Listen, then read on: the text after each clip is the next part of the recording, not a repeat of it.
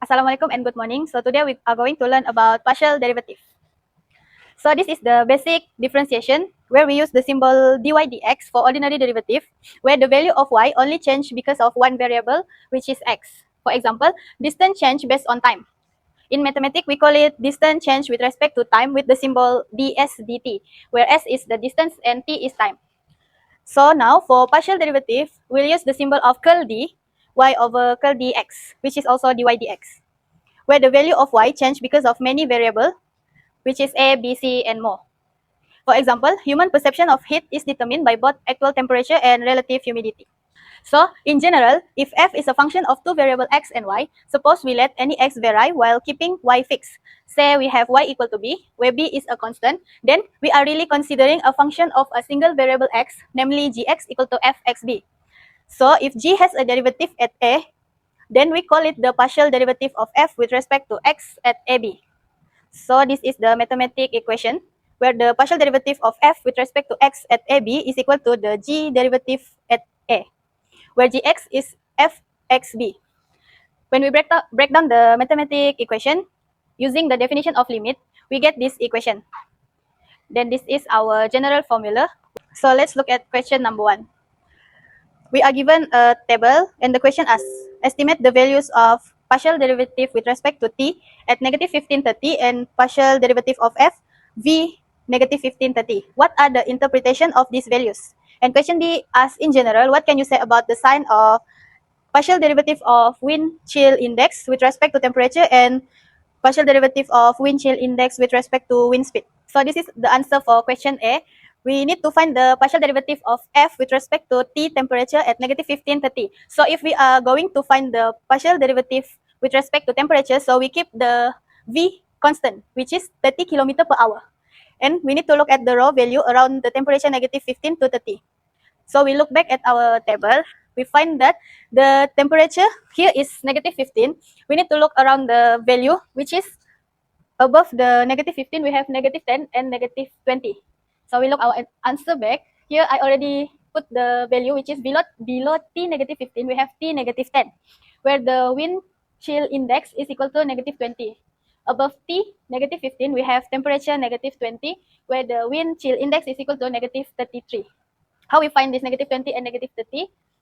We go back to our table. We saw this is negative 15. We already take v constant at 30. So negative 10 and 30 is equal to negative 20, where negative 20 temperature and 30 wind speed, we get negative 33. So we just need to substitute the value into our formula that I just derived just now. We get the partial derivative of f with respect to t equal to 1.3. So this is the final answer.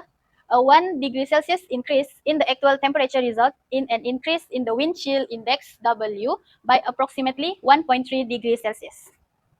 So this is the answer for finding partial derivative of f with respect to wind speed, which is v, at negative 1530. So if we are going to find the partial derivative of f with respect to wind speed, so we need to take the temperature constant, which is negative 15. So we look at our table before and after 30. So this is wind speed 30. We look before 30. Before 30 we have wind speed 20 and our temperature constant at negative 15. So the wind chill index is negative 24. So after 30 we have 40.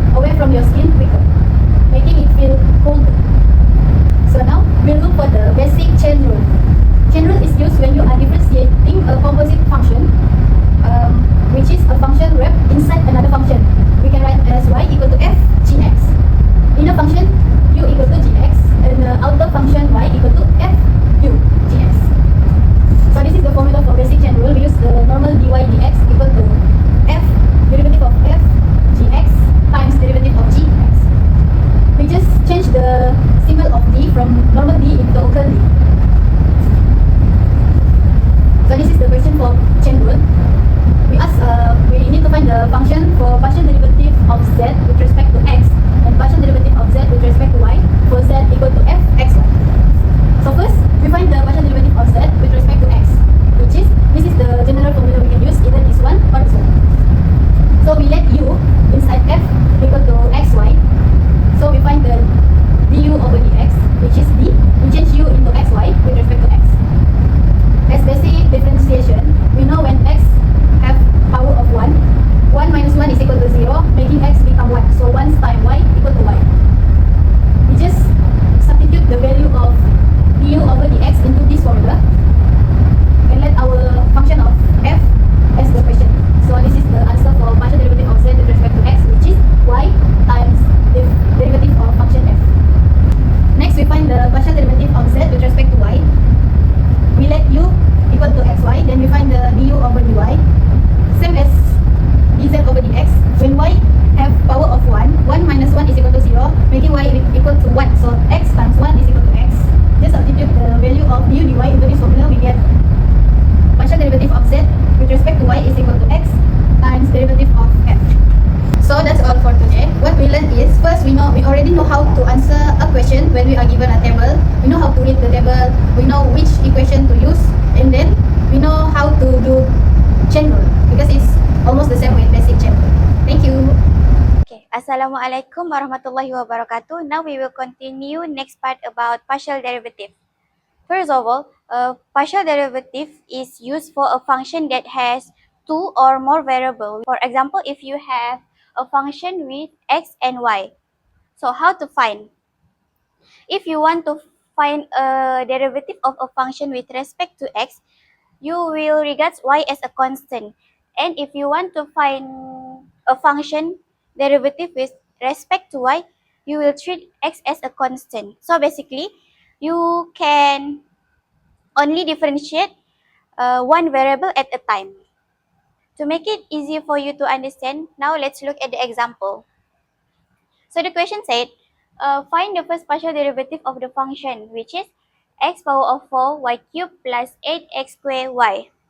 So, first of all, you find a partial derivative with respect to x and let the y as a constant. So, you will get 4x cubed y cubed plus 16xy. And after that, find a partial derivative with respect to y and treat x as a constant. And you will get 3x power of 4 y squared plus 8x squared. Okay, now I will show you. If the question gives you x as 2 and y as 4, just substitute in the answer that we have been derived at this. And you will get, for a partial derivative of x, you will get 2176, and for partial derivative of y, you will get 800. Okay, this example shows a function that has more than two variables, which is x, y, and z. So the question said, find the first partial derivative of the function 4x cubed y squared minus exponent z y 4 plus z cubed over x squared plus 4y minus x 16.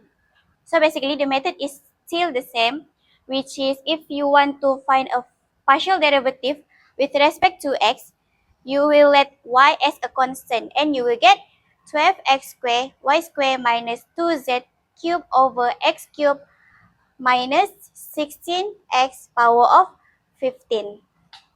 And if you want to find a partial derivative with respect to y, you will let x and z as a constant and you will get like this answer. And same goes as if you want to find a partial derivative with respect to z, you will let y and x as a constant and you will get negative exponent z y 4 plus 3z squared over x squared. And that is how you find a function more than two variable. Next is second partial derivative. So basically, second partial derivative are obtained by differentiating partial derivative again. So basically, you have to find a second partial derivative with respect to x and partial derivative of xy and partial derivative of yx and second partial derivative with respect to y.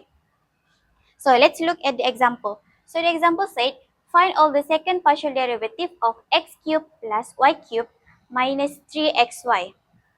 So how to do it? You have to do part by part, which is firstly, you have to find a partial derivative with respect to x, and you will get 3x squared minus 3y. And after that, find a second partial derivative with respect to x, and you will get 6x. And then find the partial derivative with respect to y from here. So you will get negative 3. And for partial derivative with respect to y, you will get 3y squared minus 3x. And for second partial derivative with respect to y, you will get 6y. And after that, find a partial derivative of yx with respect to x. And you will get negative 3. And we notice that partial derivative of xy are equal the partial derivative of yx, which is negative 3. And this is what Clairaut's theorem says, which is if the function is continuous, the partial derivative of xy at ab is equal to partial derivative of yx at ab. Now let's look at the example 4. Find the indicate partial derivative of 3x power of 4 plus x cubed y squared. The question 1 is a partial derivative of xxy and partial derivative of y. The important thing you want to solve this question is first identify the variable you want to differentiate, and second, let the other variable be a constant. The last is differentiate carefully. So first, if you want to find a partial derivative of fxxy, first you need to find a partial derivative with respect to x and let y as a constant, and you will get 12x cubed plus 3x squared y squared. And after that, find a second partial derivative, and you will get 36 x squared plus 6x y squared. After that, find a partial derivative with respect to y, and you will get 12xy. After that, the questions one partial derivative with respect to y. So first, find a partial derivative with respect to y and let x as a constant. So you will get 2x cubed y. And after that, find a second partial derivative with respect to y, and you will get 2x cubed.